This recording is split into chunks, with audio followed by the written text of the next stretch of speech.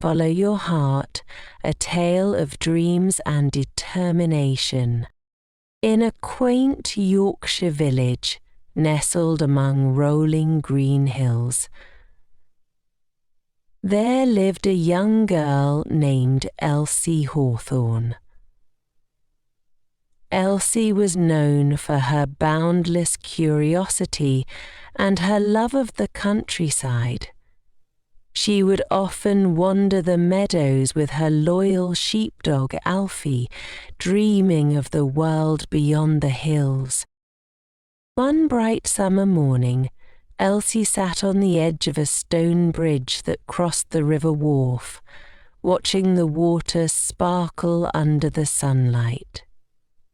Her best friend, George Pemberton, the blacksmith's cheerful son, came running toward her, waving a flyer. "Elsie, have you heard about the storytelling competition in York?"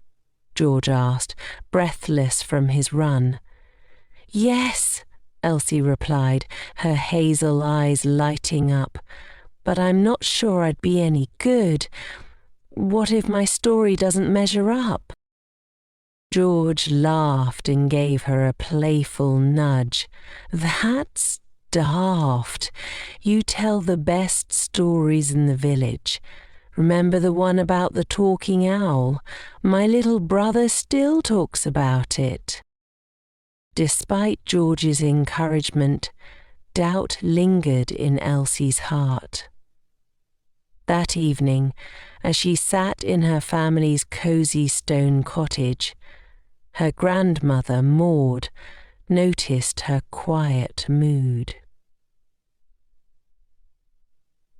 "What's on your mind, lass?" Granny Maude asked, setting down her knitting. Elsie sighed. "There's a storytelling competition in York, Granny. I want to enter, but what if my story isn't good enough?" Granny Maude chuckled softly.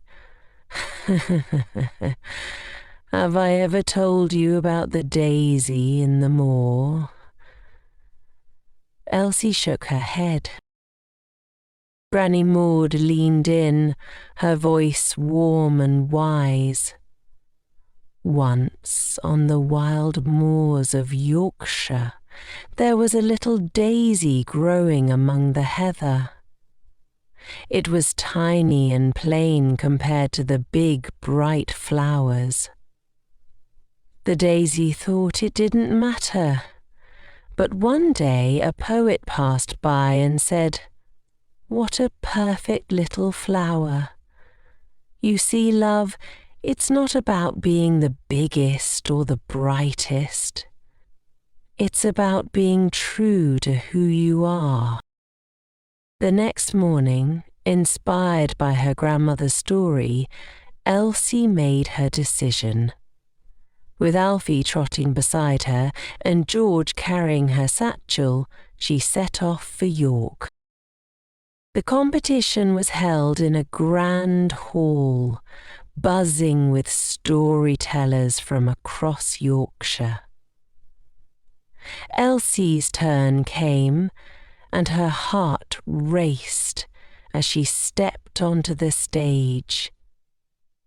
She closed her eyes for a moment, remembering Granny Maude's words. Taking a deep breath, she began her story. A tale of a kind-hearted fox who used his cleverness to help a struggling village. Her words flowed like the river she loved, painting vivid pictures that held the audience spellbound. When she finished, the hall erupted into applause. Elsie's cheeks flushed as the judges awarded her the first prize, a beautifully crafted silver quill. But more than the prize, Elsie felt a newfound confidence blooming within her. Back in her village, Elsie continued to tell her stories, inspiring everyone she met, and every time she wandered the moors or crossed the stone bridge she smiled, knowing she had found her voice by following her heart. Just like the daisy in the moor.